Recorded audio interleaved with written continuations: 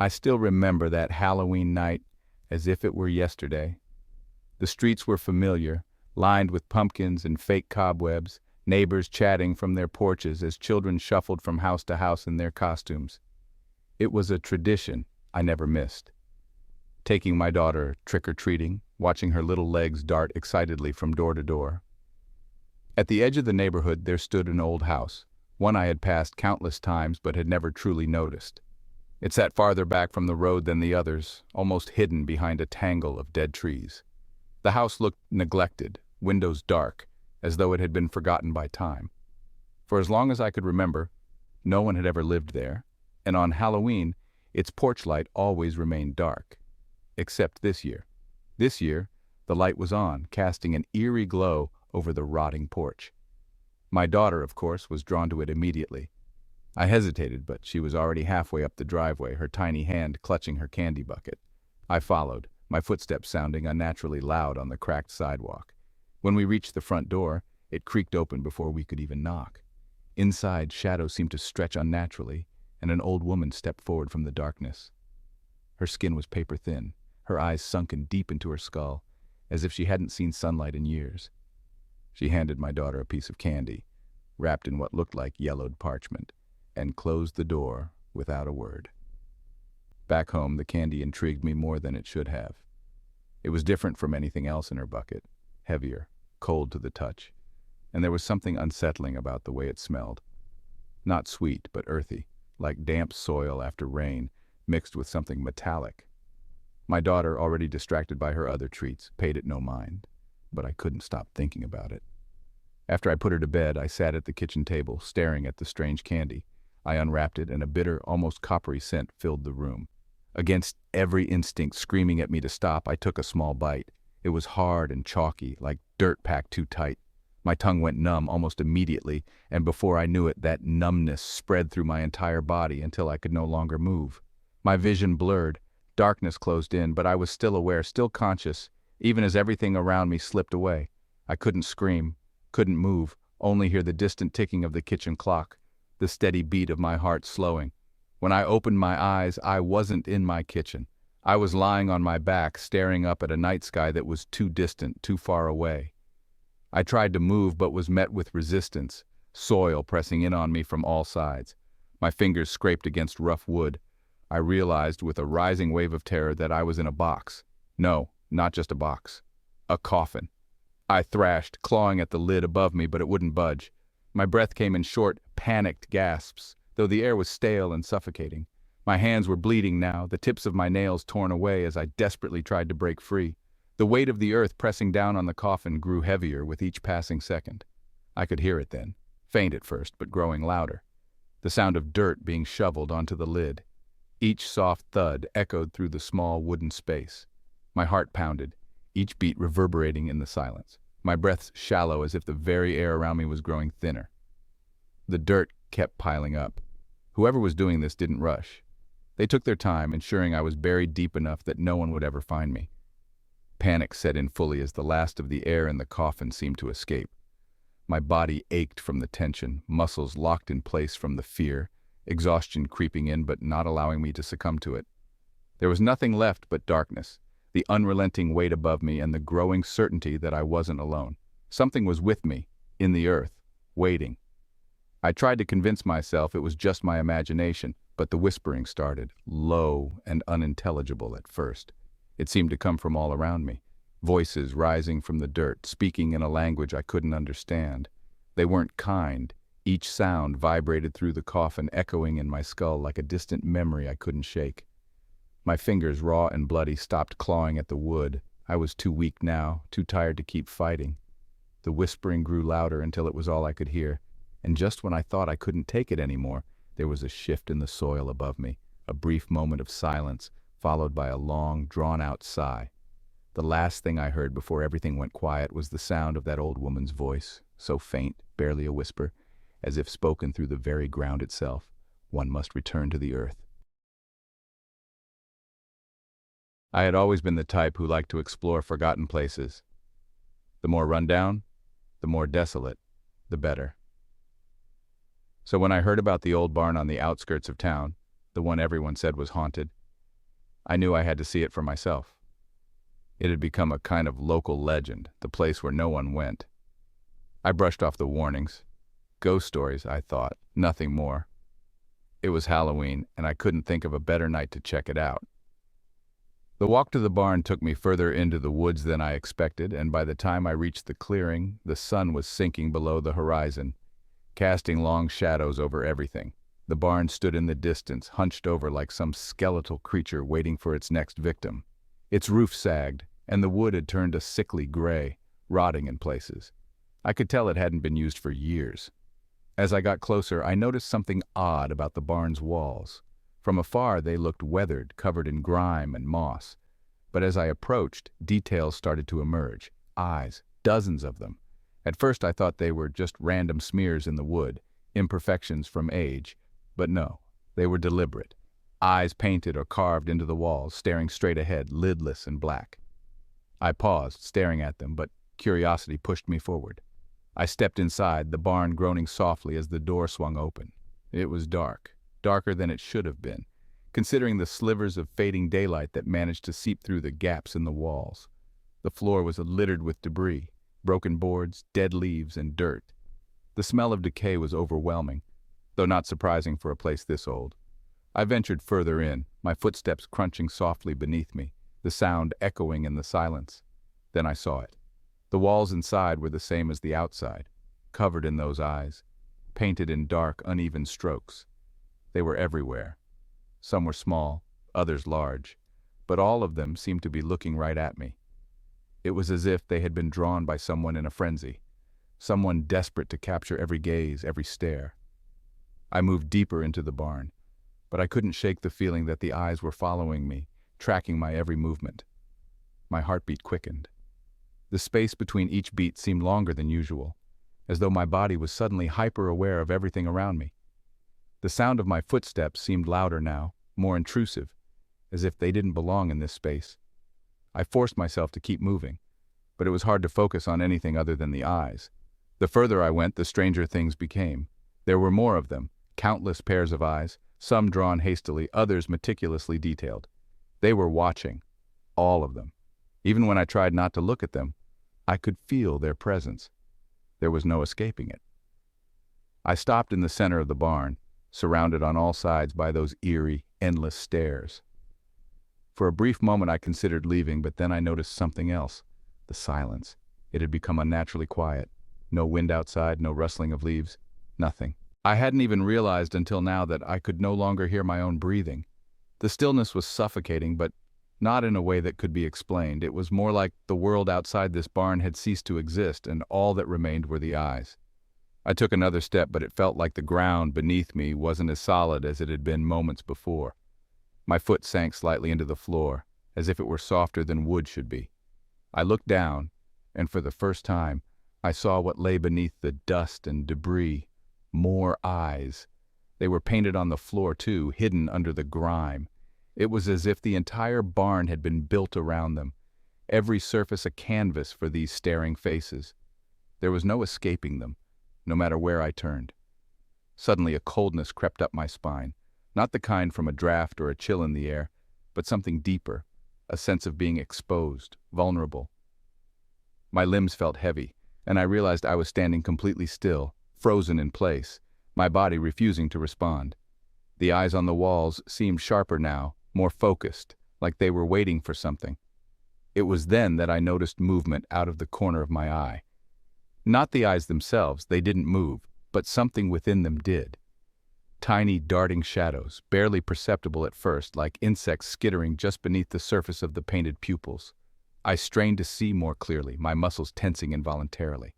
The shadows moved faster, swirling in tight circles, always within the confines of the eyes. I tried to turn my head to look away, but the more I struggled, the harder it became to move. My vision blurred slightly, but not enough to mask what was happening. The shadows were no longer confined. They were spreading, creeping out from the painted eyes, stretching across the walls in thin, dark tendrils.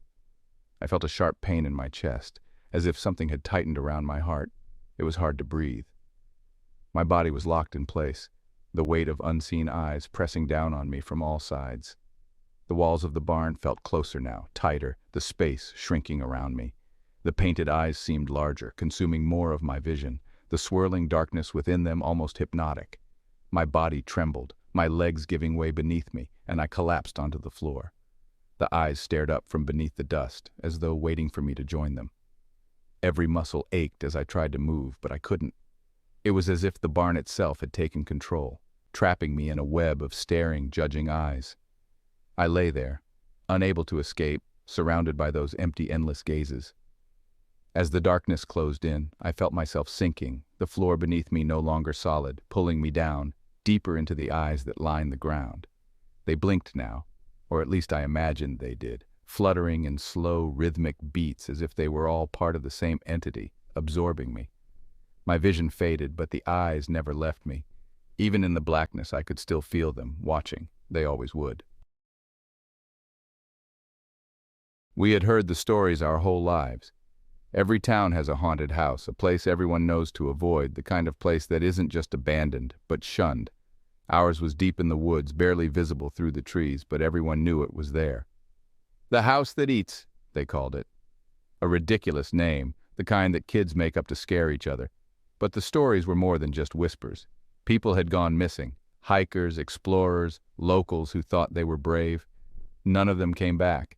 It was Halloween when we decided to go. I can't say what made me agree. Maybe it was the boredom, the thrill of pushing boundaries, or maybe it was because part of me never really believed the stories. Ghost stories have a way of warping as they're passed down. I'd heard so many versions of what happened in that house that I'd stopped keeping track of which were supposed to be true. But that night, I wanted to see it for myself. We found the path easily enough, overgrown but still there, a faint trail leading into the woods. The deeper we went, the quieter everything became. No birds, no wind rustling the leaves, just the sound of our footsteps crunching along the dirt. It wasn't long before the house came into view. It looked worse than I imagined. Its roof sagged, shingles missing in patches, the wood darkened and twisted from years of neglect. Vines crept up the walls, curling into the broken windows like fingers. The front porch leaned at an odd angle, its boards rotted through in places. It had been there for so long, it was as if the forest had begun to reclaim it, but it was still standing. We approached, hesitating only for a moment before stepping onto the porch. The boards groaned beneath our weight as if warning us to leave. I felt a shiver run through me, though I wasn't cold. The door hung slightly ajar, a black void waiting just beyond it. With a push, it creaked open and we stepped inside. The first thing I noticed was the smell, damp wood and rot, mixed with something faintly metallic like rusted iron. The interior was dark, almost unnaturally so, even though it was only twilight outside. The walls were warped, stained with water damage, and the floorboards beneath us were soft, sinking slightly with each step. The ceiling had partially collapsed in places, leaving gaping holes that exposed the beams above. Everything felt old and decayed, as if the house was slowly disintegrating. We moved deeper into the house through a narrow hallway that led into what must have once been the living room. The walls here were different.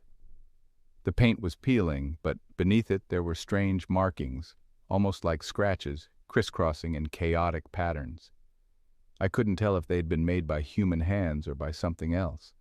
The windows were boarded up from the inside, thick planks nailed in place, and there was no sign of light from the outside anymore.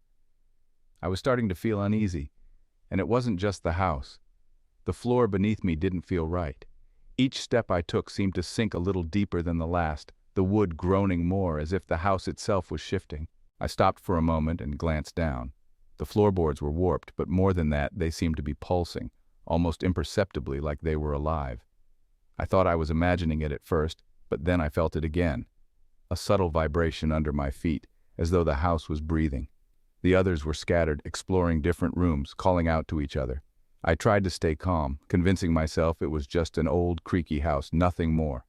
But that feeling, that shifting beneath me, it was growing stronger. The floor seemed to dip in places, and when I walked, it felt like I was walking uphill, even though the ground was flat. My steps grew heavier, and every time I paused, I could swear the floor moved ever so slightly, like it was rippling beneath the surface. I heard one of my friends call from the other room, but the sound was muffled, distant, even though they couldn't have been more than a few feet away. I turned to follow the voice, but the hallway I had just come from seemed to stretch out before me, impossibly long. The house felt different now, like the walls had shifted while I wasn't looking. The space around me felt wrong, like I was walking through a place that no longer obeyed the rules of physics. I hurried forward, the floor beneath me sagging as I moved, but no matter how fast I walked, the hallway stretched further.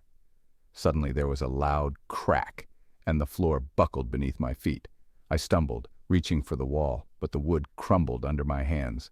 The house was breaking apart, or rather, it felt like it was unraveling, like the very structure was losing cohesion. I scrambled forward, trying to find my way back to the front door, but the house wouldn't let me. Every step I took seemed to sink me deeper, the walls narrowing, closing in. The house wasn't just decaying, it was consuming me. The floorboards groaned louder now, splintering beneath my weight. I could feel something beneath them, something shifting just below the surface. With every step, the floor gave way a little more until I realized the wood wasn't just rotting, it was collapsing inward. The walls seemed to pulse, expanding and contracting as if they were alive, and I felt a pull, like the house itself was dragging me down. I tried to move faster, but it was no use.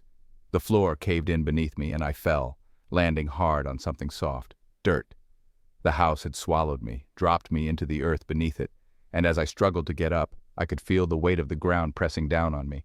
Above, the house groaned again, its timbers creaking like bones, and I realized then that the stories had been true all along. The house wasn't just haunted, it was alive. It had been waiting, feeding on those who dared to enter, drawing them in and making them part of itself. As I sank deeper into the soft, suffocating earth, I could feel the house closing in around me, its walls tightening like a mouth preparing to chew, and in that moment I knew there would be no escape. The Miller farm was one of those places everyone avoided. It had been abandoned for years, maybe decades. I wasn't even sure who owned it anymore, if anyone did. The scarecrow had always been there, standing in the middle of the barren field, never shifting, never deteriorating, as though time had forgotten it. People said the land was cursed, that bad things happened to those who wandered too close. I never believed it, not really, but there was always something about the place that made me uneasy. I was drawn to it one Halloween night, not out of bravery, but out of curiosity. The stories about the farm had grown over the years, each one stranger than the last. People swore they could hear whispers coming from the field, faint voices carried on the wind, speaking words no one could quite understand. A few claimed to have seen the scarecrow move, but that was impossible. Or so I thought. The path to the Miller farm was overgrown, the grass reaching up to my knees as I walked. The ground beneath my feet felt soft, almost too soft, like it was giving way with each step. The sky was clear, the moon casting a silver glow over everything, but it only seemed to make the landscape more eerie. The trees stood tall and dark at the edge of the field, their branches swaying slightly in the breeze. It was quiet, too quiet. Even the crickets had fallen silent as I approached the farm. I could see the scarecrow from a distance, standing there just as it always had, its arms outstretched, its head drooping slightly to one side. It was made of old weathered rags stuffed with straw, a burlap sack for a head with buttons sewn on for eyes. It looked almost pitiful, like it had been forgotten and left to rot in this desolate place. But as I got closer, the atmosphere seemed to shift. Not in any obvious way, but enough to make me stop for a moment, my eyes locked on the figure in the distance. It wasn't just a scarecrow. There was something else, something in the way it stood. The longer I looked, the more it seemed to change. The shadows clung to it, making its form seem larger, more twisted. The wind picked up slightly, rustling the tall grass around me, and that's when I heard it. A whisper. Faint at first, almost inaudible, but there. I turned my head, scanning the field, but there was no one. The wind died down, but the whisper remained, growing louder, coming from the direction of the scarecrow. My heart began to race, but I couldn't turn back. I had to know. I moved closer, my eyes fixed on the figure in the field. The whispering grew more distinct, though I still couldn't make out the words. It was like 1,000 voices speaking at once, overlapping and jumbled, each one more frantic than the last. The scarecrow loomed in front of me now, its ragged form towering over me in the moonlight. I stood there, staring up at it, the whispers swirling around me. There was no wind now, no movement at all. But the whispering continued, louder and more insistent. I glanced up at the scarecrow's face, or what passed for a face. The burlap sack was worn, the buttons unevenly sewn into the fabric, giving it a crooked, twisted expression. And then I saw it. The mouth, a thin line stitched together with thick black thread, twitched. Not much, just enough to make me step back. But it wasn't the scarecrow's mouth moving, not exactly.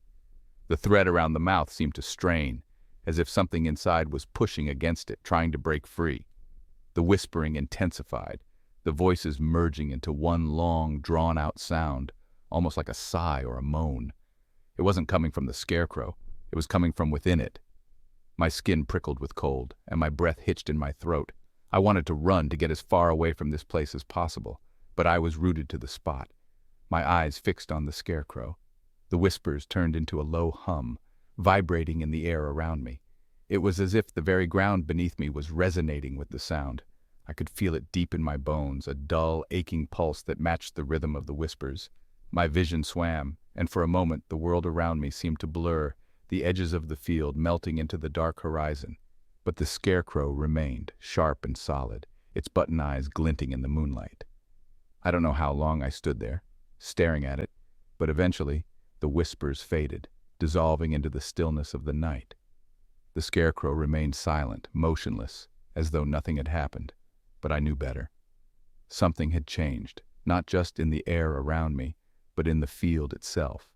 The scarecrow wasn't just an old, forgotten figure stuffed with straw. It was something more. It was watching, waiting. I turned and left, my footsteps heavy as I made my way back through the overgrown path. I didn't look back, not once. But I knew, deep down, that the scarecrow wasn't standing still anymore. And the whispers, it wasn't just the wind playing tricks on me. They were real, coming from within the hollow shell of that scarecrow.